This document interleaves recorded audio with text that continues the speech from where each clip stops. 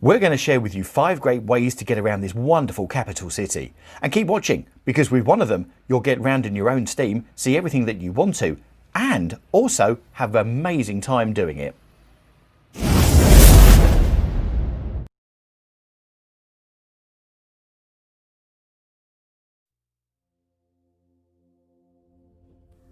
Our first of the 5 modes of transport is the bus network, which takes you all over London. These are brilliant for just hopping on and hopping off. For the best views across London, our recommendation is always get on the top deck. As you can see here, this is the view down Oxford Street.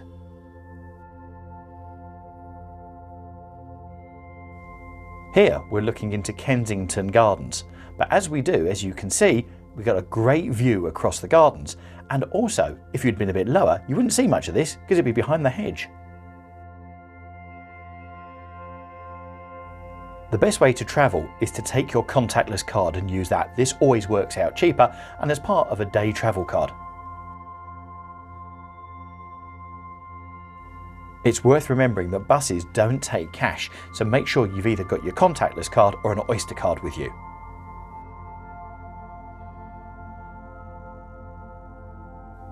There are all types of buses on the route, and this is the modern day version on the old jump on, jump off bus, otherwise known as the Route Master.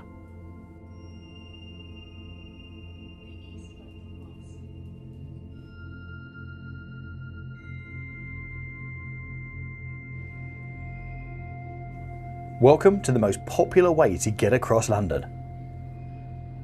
Started in 1863, the London Underground, the Tube, takes 5 million passengers a day across its 11 lines.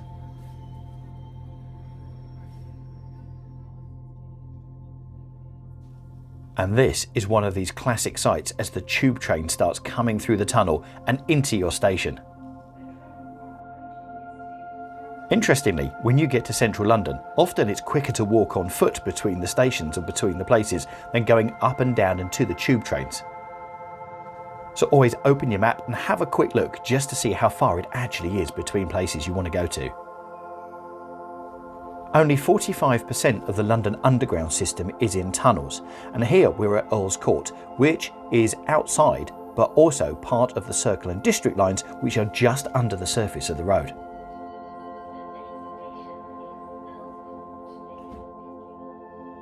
Whether travelling by day or night, there's always plenty of trains to get you to your destination.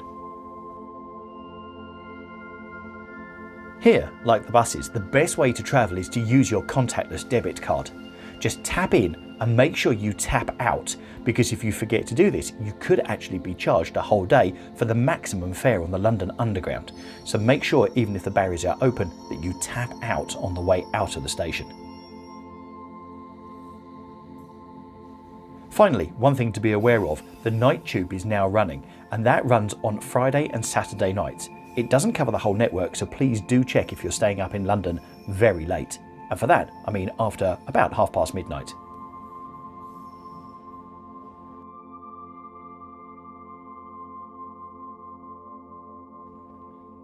Now we go to our third way of travelling around London, and this is the classic black cab.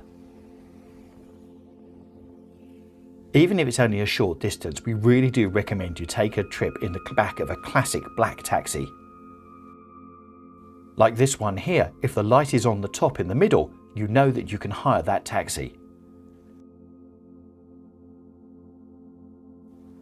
If you're looking to get somewhere fast, taxi is not always the best way to go because they get caught in the London traffic, especially during normal weekdays.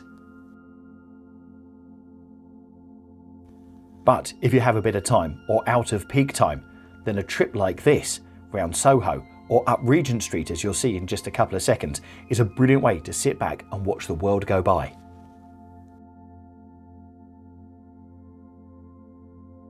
Of the ways we're covering, going in the back of a taxi is probably the most expensive way to get around London. But I promise you, it is well worth it, so do make sure you take that trip. Even if it is just around the corner.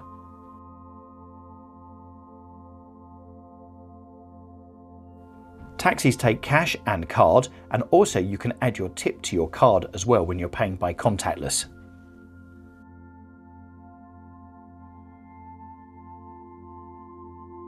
The first variation of a taxi was in 1654, when coachmen used to come to London and take people, and it was passed by an Act of Parliament then. The classic black taxi, which is world famous, is known as the Hackney carriage, and you'll need to keep an eye out on the streets because there are lots of different variations on the black taxi now. To hail a taxi, all you need to do is to look out for that light on top of the taxi to be on and stick out your arm, and there you go.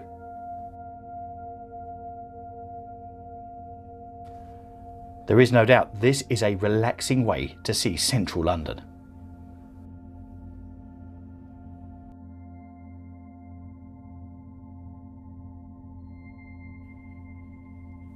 Welcome to the fourth way of getting across London, the river bus, down the River Thames. Taking many passengers at a time, these river buses go up and down the Thames on a regular basis. A trip on a London river bus is another one of those things to do when you're in London. It is not often thought of as a way of getting around London as far as transport is concerned. But when you look at the service, which goes all the way from Hampton Court, through the city and to the Woolwich Arsenal Pier, you can see that a lot of London is covered by river bus. Here we'll show you some of the sights around Westminster and the City of London, all the way through to Tower Bridge. There are many services which cover the whole river for that distance, so you'll need to have a look on a map to see where you need to interchange to get different river buses up and down the river. One of the most popular routes is from Westminster Pier, right by the Houses of Parliament, all the way through to the O2 at North Greenwich. This route is extremely popular because it covers not only Westminster and the North Greenwich, but it takes in Embankment, Blackfriars, Bankside, London City, also Tower Bridge and the Tower of London, and then fantastic sights on the other side of Tower Bridge, which you'll see coming up in just 1 second. Your best way to pay for travel on the various routes is using tap on and tap off using your contactless debit card or alternatively an Oyster card. This will make sure you get the cheapest fare, but also during peak tourist season the queues are massive.